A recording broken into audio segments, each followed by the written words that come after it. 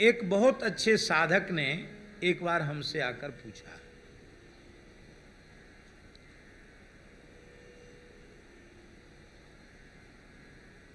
वृंदावन की बात है।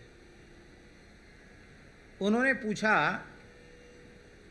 कि हम जहाँ रह रहे हैं, जिस संस्था में, जिस संस्था के माध्यम से हम कार्य कर रहे हैं, उन्होंने तो अब तक यही सिखाया है कि तुम कुछ मत करो, केवल हमारे विचारों का प्रचार करो।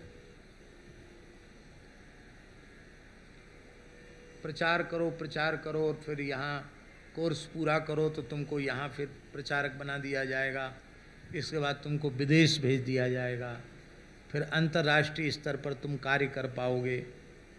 गीता का प्रचार करो, मुख का प्रचार करो, तमुख का प्रचार करो। अब समझ, अभी तक हम यही काम, अच्छे पढ़े लिखे व्यक्ति की बात बता रहे हैं आपको स्वामी जी। बोले अब, लेकिन वो बोले अब आपसे एक समस्या हो गई पैदा। क्या? बोले हमने आपकी कथा सुनना आरंभ कर दिया। अब कथा सुनना आरंभ कर दिया तो जहाँ रह रहे हैं वो कहते ये काम करो, और आपकी कथा में बार बार एक ही बात सुनने को मिलती है कि सब छोड़ के भगवत प्राप्ति के साधन में जुट जाओ। तो पहले प्रचार का काम करना चाहिए कि पहले भगवत प्राप्ति का कार्य करना चाहिए? क्या करना चाहिए? हमने कहा यद्यपि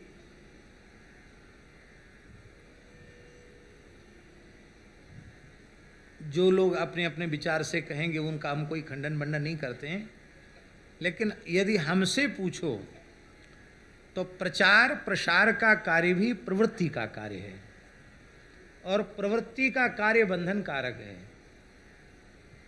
इसलिए सात्विक प्रवृत्ति भी बंधनकारी का है, ऐसा मानकर सबसे पहले भगवत प्राप्ति का साधन कर लेना चाहिए। फिर भगवान आज्ञा दे दें कि तुम प्रचार प्रसार करो, तो फिर उस प्रचार प्रसार में बंधन नहीं होगा। नहीं तो बहुत से प्रचारक प्रसारक लोग, और कबीरदास जी का एक पद है स्वामी जी, पांडे भली कथा कह जाने औरन परमारथ उपदेशें आप स्वार्थ लपटाने, पांडे भली कथा कह जाने। फिर इतनी उत्तम ज्ञान वैराग्य की चर्चा करके जीवन भर अविद्या माया के संग्रह में लगे रह जाते हैं, और फिर यश कीर्ति मान बड़ाई यही उनके जीवन का लक्ष्य बन जाता है। भगवान की प्राप्ति उनके जीवन का लक्ष्य नहीं रह जाता है। फिर कई बार यश कीर्ति और पुजाने की कामना इतनी ज़्यादा बढ़ जाती है कि जीवन में वास्तविकता तो है नहीं, तब लोगों को किसी तरह से आकृष्ट करना है, तब दंभ का, छल का, कपट का आश्रय लेकर के तरह तरह के स्वांग रचने लग जाता है, तरह तरह की बातें करने लग जाता है, और उसको लगता है कि इससे हम दूसरों को ठग रहे हैं, पर दूसरों को तो बाद में ठग रहा है, पहले स्वयं ठगाया जा रहा है।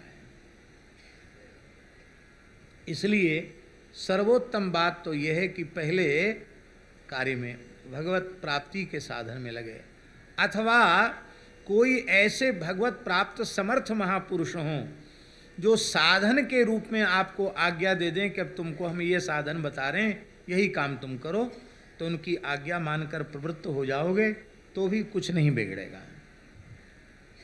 क्योंकि प्रचारकों की आगे चलकर क्या दुर्दशा होती है, इसके एक दो उदाहरण नहीं है, इसके सैकड़ों उदाहरण हैं। हम लोग जब अपने ग्रंथ देखते हैं तो उनमें एक बात सृष्टि के प्रकरण में बार बार कही जाती है। क्या? पहले तप करो फिर सृष्टि का विस्तार करो। अब कोई नहीं कहता कि पहले तप करो फिर सृष्टि का विस्तार करो। तो हमारे पुरखे पहले तप करते थे फिर सृष्टि विस्तार में लगते थे, तो उनकी प्रवृत्ति भी निवृत्ति के जैसी ही थी। प्रवृत्ति में रहकर भी वे पद्म पत्र मिवाम भसा की तरह एक विरक्त ऐषणा शून्य सन्यासी की तरह गृहस्थ होते हुए भी गेयस्य नित्य सन्यासी यो न द्वेष्टि न कांक्षति, इस अवस्था में पहुंच करके वे अपने आदर्श जीवन को व्यतीत करते थे। दास की ऐसी मान्यता है, हम अपनी मान्यता थोप नहीं रहे हैं आपके ऊपर, हमारा ऐसा मानना है कि सेठ श्री जयदयाल गोयनका जी, पहले उन्हें भगवान के चतुर्भुज स्वरूप का साक्षात्कार हुआ, फिर भी प्रचार प्रसार के काम में लगे, तो उनके द्वारा गीता प्रेस की स्थापना होकर कितना बड़ा कार्य हुआ। भाई श्री हनुमान प्रसाद पोद्दार जी ने पहले भगवान के मंगलमय चतुर्भुज स्वरूप का साक्षात्कार प्राप्त किया, इसके बाद वे संपादन की सेवा में लगे, तो उनके द्वारा मानव जाति का कितना बड़ा हित हुआ। परम श्रद्धेय स्वामी श्री राम सुखदास जी महाराज को भी हम अपने सरल विश्वास के अनुसार यही मानते हैं कि वे भगवत साक्षात्कार संपन्न महान तत्वज्ञानी महापुरुष थे। उनकी बिल्कुल प्रवृत्ति नहीं थी प्रचार प्रसार में। शेठ जी ने उनको ये साधन दिया, आज्ञा दी और कहा ये तुम्हारा साधन है, तुम्हें जीवन भर भगवान का प्रचार प्रसार गीता के माध्यम से करना है। और जिस दिन उन्होंने महाप्रयाण किया उस दिन भी अपना अंतिम उपदेश दे करके ही वे गए हैं? हाँ, अच्छा, कल ही है, धन्य है। योगिनी एकादशी कल ही उनकी महाप्रयाण की तिथि है। तो कल तो बहुत उनकी तिथि है। ब्रह्मर्षि श्री देवराह बाबा सरकार की भी कल तिरोभाव तिथि है। और यहाँ के ऋषिकेश के एक महान अवधूत संत श्री बाबा अभिराम परमहंस मस्तराम बाबा, उनकी भी कल तिरोभाव तिथि। लो, तीन तो आज ही पता चली, स्वामी जी की और मस्तराम बाबा की और देवराहा बाबा की, तीन महापुरुषों की तिरोभाव तिथि है। स्वामी जी तो मना करके गए हैं कि हमारा कोई उत्सव महोत्सव, हमारे नाम की कोई चर्चा कीर्ति कुछ हमारी न गाई जाए। पर हमारे महाराज जी भक्तमाली जी महाराज, उन्होंने, स्वामी जी तो 2004 में गए ना, 5 में गए, और महाराज जी 2006 में गए, हमारे 1 वर्ष पीछे भक्तमाली जी महाराज। तो 2005 में ही भक्त वल्लभा टिप्पणी का संस्करण समाप्त हो गया था, तो बहुत उसकी मांग थी। तो हमने लोगों ने महाराज जी से प्रार्थना की, तो महाराज जी ने भक्त वल्लभा टिप्पणी छपाई। तो उस टिप्पणी में महाराज जी ने इतना सा अंश परम श्रद्धेय स्वामी राम सुखदास जी की चर्चा का भी लिखा। उस समय स्वामी जी पधारे ही थे, तो उनकी वसीयत का नाम भी लिखा, और महान त्याग वैराग्य संपन्न महात्मा थे, ऐसा उन्होंने महाराज जी ने थोड़ा सा स्वामी जी के बारे में लिखा है। तो पुस्तक छपने के पहले हम देखते थे, हमने देखा, तो हमने कहा महाराज जी ये स्वामी जी तो मना करके गए, और आपने यद्यपि कोई चरित्र नहीं लिखा है, लेकिन कुछ उनकी महिमा गरिमा प्रशंसा उनके कार्य कुछ तो आपने संक्षिप्त में लिखे हैं। भले इतने में लिखे हैं, पर लिखे तो हैं। तो महाराज जी मुस्कुराए और 2 बात कही उन्होंने। कहा, पंडित जी, लिखकर काटने की परंपरा नहीं है। एक बात तो क्या कहा, लिखकर काटने की परंपरा नहीं है, भगवत प्रेरणा से लिख दिया सो लिख दिया। दूसरी बात उन्होंने कही, स्वामी जी की इच्छा नहीं थी, उनके इस भाव का हम आदर करते हैं, किंतु मेरे मन में यह बात आई कि इस शताब्दी के इतने महान विरक्त और महान अनुरागी संत, यदि उनका नाम इस टिप्पणी में नहीं जाएगा तो यह एक अपूर्णता हो जाएगी, इसलिए मैंने लिख दिया। आज भी लिखा हुआ है। इससे केवल यही व्यक्त तो होता कि वे अपना यश कीर्ति नहीं चाहते थे, लेकिन न चाहने पर भी उनकी यश कीर्ति में कमी है क्या? जब तक उनका पवित्र साहित्य लोग पढ़ रहे हैं, साधक संजीवनी पढ़ रहे हैं, तब तक कोई माई का लाल नहीं है जो स्वामी जी के अस्तित्व को मिटा सके। रहेगा अनंत काल तक, लोगों को उनका सत साहित्य प्रेरणा देता रहेगा। तो हम ये कहना चाहते हैं कि ये जो 3 महापुरुष, चौथे श्री राधा बाबा भी थे, लेकिन राधा बाबा भाई जी का संकेत पाकर मौन हो गए थे, वो प्रवचन आदि नहीं करते थे। लेकिन इन महापुरुषों ने पहले भगवत साक्षात्कार किया, फिर प्रचार प्रसार में लगे, तो उनकी प्रवृत्ति बंधन कारक नहीं हुई, कितने बंधन में पड़े हुए जीवों को छुड़ाने वाली हो गई। इसलिए आग्रह दुराग्रह शून्य सर्वोत्तम पक्ष यही है कि पहले ईमानदारी से भगवत प्राप्ति का साधन कर लेना चाहिए। तो भगवान साधन अधीन है क्या? आप कहेंगे भगवान साधन साध्य नहीं, कृपा साध्य है। तो कृपा कैसे होगी? साधन से शून्य, साधन से उदासीन, साधन से विमुख होने पर कृपा होगी क्या?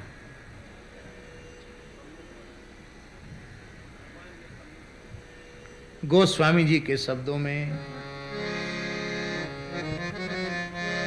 मन क्रम बचन छाड़ी चतुराई, मन क्रम बचन छाड़ी चतुराई, भजत कृपा करी है रघुराई, भजत कृपा करी है रघुराई। मन क्रम वचन से चतुराई छोड़कर ईमानदारी से भजन करोगे तो भगवान कृपा करेंगे। इसका मतलब भजन करना चाहिए। भगवान कृपा साध्य हैं, इसका तात्पर्य केवल इतना ही है कि साधन अपने संतोष के लिए करते हुए होने पर भी हम भगवान का मूल्य साधन न समझें। भगवान की कृपा से ही हम भगवान को प्राप्त कर सकते हैं। साधन पने का भी एक बड़ा भारी अहंकार होता स्वामी। प्राप्ति तो लक्ष्य की भई कि नहीं भई भगवान जाने, लेकिन कई बार लक्ष्य की प्राप्ति के पहले ही अपने साधन का बड़ा अहंकार होता है। एक महानुभाव थे, बहुत अच्छे साधक थे, और खैर भगवान की बड़ी कृपा हुई, वृंदावन की रज उन्हें मिली, बहुत अच्छे थे। तो वो धर्म संघ वाले गुरु जी के पास भी जाते थे, वो कभी हमारे पास भी आते थे, बात बहुत करते थे, बात सब अच्छी करते थे। लेकिन कई बार गुरुजी देखते धर्म संघ वाले गुरुजी के वो आ रहे हैं तो विद्यार्थियों को कहते कि गेट लगवा दो, क्योंकि खिड़की पर खड़े होकर भी कम से कम 20 मिनट बोलेंगे तब तक लोगों का पाठ छूटेगा। वो भीतर बैठ गए तो 2-2.5 घंटे से पहले तो उठना नहीं, तो विद्यार्थियों का नुकसान होगा। पर हमारे पास कई बार वो मलुकपीठ में, उस समय हम इतने व्यस्त नहीं थे तो हम उनको पूरा समय देते थे। आप अपनी इच्छा से आए हो, 3 घंटे 4 घंटे अच्छी अच्छी बात सुनाते थे। फिर जब आते जब बैठते तभी यही कहते। 40 साल हो गए वृंदावन में, अब तो बूढ़ा हो चला हूं। 37 साल तक बिना नागा किए, ठंडी गर्मी बरसात, ठीक 4 बजे जमुना जी में गोता लगाया है। पहले यहीं से गिनाना शुरू करते थे।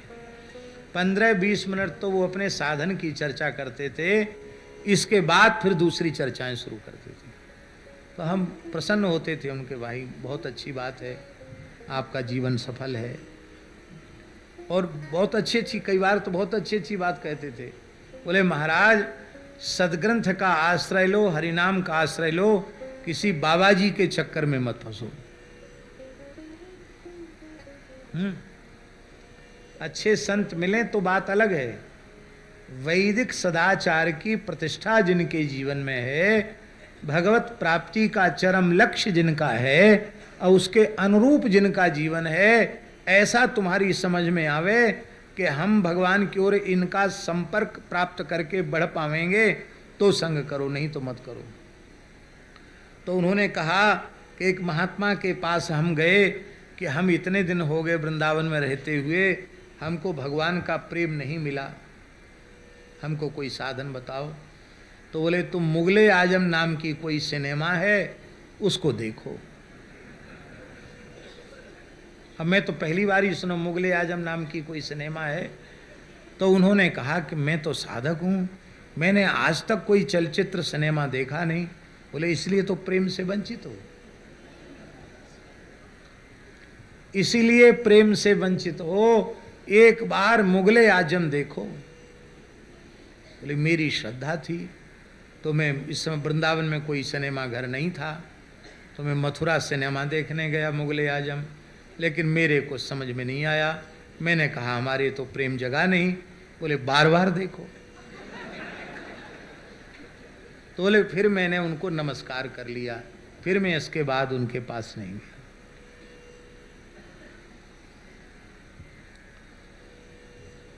साधन का भी एक अहंकार होता है।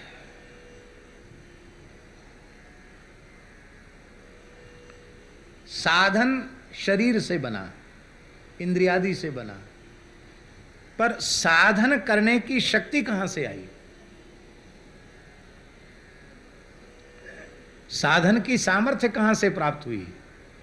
साधन की सामर्थ्य तो भगवत कृपा से प्राप्त हुई है। तो साधन बना तो भगवान की कृपा से बना, उसमें तुम कहां से आ गए? और उपनिषद की आख्यायिका आप सबको पता है कि देवताओं को अभिमान शून्य बनाने के लिए विलक्षण तेजो में यक्ष के रूप में भगवान प्रकट भये। और सबसे पहले बोले, इंद्र ने कहा पता लगाओ, कौन पता लगाने जाएगा? अग्नि बोले हम जाएंगे। अग्नि गए तो भगवान ने उनसे बड़ी उपेक्षा पूर्वक पूछा, कस्त्वम? क्या कहा? नहीं कहना चाहिए था, हे जात वेदा, आप कहाँ से आए हैं, आपका परिचय क्या है? कस्त्वम, तू कौन है? ऐसे पूछा। तो अग्नि के अभिमान पर चोट पहुंची। है क्या बोलता है? जात वेदा हम। जात वेदा का अर्थ क्या है? महाभारत में लिखा है, वेदास्त्वदर्थम जाता वै जात वेदा ततो ह्यसि। कितनी अद्भुत बात है। भगवान व्यास कह रहे हैं, वेदास्त्वदर्थम जाता, तुम्हारे लिए ही वेद प्रकट हुए हैं, इसलिए आप जात वेद हो। जात वेदा ततो ह्यसि। अब बिल्कुल सही बात है। वेद न हो तो यज्ञादि कृत्य कैसे होंगे? सर्वत स्मार्त अग्नियों का जो सेवन होता है वो कैसे होगा? न तो स्मार्त यज्ञ होंगे न श्रुत यज्ञ होंगे। तो वेदास त्वदर्थम जाता वही जात वेदास ततो ह्यसि। मैं जात वेद हूं, क्या कर सकते हो? बोले क्या नहीं कर सकता हूं? सारे ब्रह्मांड को जलाकर एक निमिष में भस्म कर सकता हूं। भगवान का जलाओ तिनके को, पूरी शक्ति लगा दी, एक तिनका को जला न सके। वायु से कहा तुम कौन हो? बोले मैं प्रभंजन हूं, अब सबको उलट पलट कर देता हूं, सबसे अधिक बलवान मैं हूं, पर्वतों को धरती को उड़ा सकता हूं सूखे पत्ते के। बोले तिनके को उड़ाओ, नहीं उड़ा पाए। वरुण बहा नहीं पाए, अंत में सब लज्जित होकर के चले गए। इंद्र बोले हम स्वयं जाते हैं। भगवान अंतर्धान हो गए इंद्र को नीचा दिखाने के लिए कि कम से कम अग्नि, वायु और वरुण, इनको तो मैंने संभाषण के योग्य समझा, तुम तो इतने अहंकारी हो कि मुझसे बात करने लायक नहीं हो। तब भगवती हेमवती माता प्रकट भई और उन्होंने कहा तुम्हें अभिमान शून्य करने के लिए भगवान ने उपदेश दिया। तो इस आख्यायिका का जो हमने संकेत किया उसका प्रयोजन केवल इतना है कि अग्नि में अग्नित्व, वायु में वायुत्व, वरुण में वरुणत्व वो भगवान की कृपा से है। हमारी अंतरेंद्रिय मन बुद्धि चित्त अहंकार, हमारी बहरेंद्रिय पंच ज्ञानेन्द्रिय पंच कर्मेंद्रिय, उनमें अपने अपने विषय को ग्रहण करने की क्षमता भगवान के अनुग्रह से है। फिर तुम कैसे अहंकार कर सकते हो कि मैं इतना साधन करता हूं? पर मनुष्य अहंकार विमूढ़ात्मा करता हमिति मन्यते, इस साधक पने के अहंकार से बचाने के लिए महापुरुषों ने कहा भगवान साधन साध्य नहीं, कृपा साध्य है। इसलिए सर्वप्रथम भगवत प्राप्ति का साधन कर ले, पीछे कुछ करे चाहे न करे। मान लो पीछे कुछ भी नहीं हुआ तो भी सब कुछ हो गया। मनुष्य जीवन के और बहुत से कार्य वो नहीं हुए तो क्या हानि हो गई? अच्छा सब हो गए और भगवान की प्राप्ति नहीं भई तो ततो महती विनष्टि ही, तो इससे बड़ा विनाश और कोई दूसरा नहीं है। यदि वर्तमान जीवन के रहते हुए उस परम सत्य परमात्मा को जान लिया, पहचान लिया, अनुभव कर लिया, तब तो तुम्हारा जीवन सफल है। और यदि वहां तक तुम नहीं पहुंचे तो तुम्हारा जीवन विफल है। अब एक प्रश्न और है, इस महान लक्ष्य को लेकर कोई साधक ईमानदारी से भजन में लग गया और लक्ष्य की प्राप्ति नहीं हुई और देह का पात हो गया, शरीर की आयु पूरी हो गई, तो क्या होगा? तो क्या उसे प्राप्ति नहीं होगी क्या? फिर जितना साधन इस शरीर से बन गया है उससे आगे वह जाएगा, उससे पीछे नहीं जाएगा। और उस साधन को प्राप्त करने के लिए, उस साधन पथ पर चलने के लिए उसके लिए उपयुक्त शरीर मिलेगा, उपयुक्त परिवेश मिलेगा, उपयुक्त परिवार मिलेगा और वो काम हो जाएगा।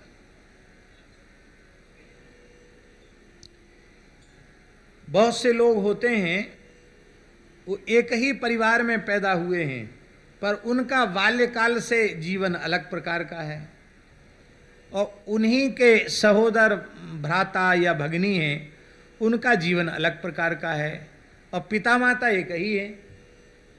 तो इससे क्या अनुभव करना पड़ेगा? इससे अनुभव करना पड़ेगा कि जो जीव साधन में लग गया है, जब से होश आया तब से, इसका मतलब है उसका जन्मांतरीय साधन वहां तक का हो चुका था, इससे वो वहां आगे बढ़ रहा है। और मान लो कथनचित भगवत साक्षात्कार नहीं हुआ, परोक्षानुभूति नहीं हुई और भगवान का स्मरण करते हुए देह का त्याग किया, तो भगवान का स्मरण करके देह त्याग किया तो लक्ष्य की प्राप्ति हो गई, फिर जन्म नहीं लेना पड़ेगा। क्योंकि भगवान कहते हैं कि मेरा स्मरण करके जो कलेवर का देह का त्याग करता है वह लौट कर संसार में नहीं आता है, माम एव एति, वो मेरे ही चरणों में पहुंचता है, वो संसार में कहीं अटकता भटकता नहीं। इसलिए भगवत प्राप्ति के साधन पथ पर ईमानदारी से चलने वाला हर अवस्था में मुनाफे में है, फायदे में है।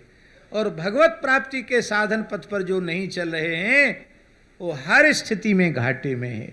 चाहे जितनी ऊंची जाति में जन्म लिया हो, चाहे जितने पोथी पत्रा पुराण पढ़ लिए हों, चाहे जितनी पद प्रतिष्ठा प्राप्त कर ली हो, चाहे जितने धन का ऐश्वर्य का संग्रह कर लिया हो, यदि भगवान की प्राप्ति नहीं हुई तो तुम्हारा जीवन व्यर्थ है।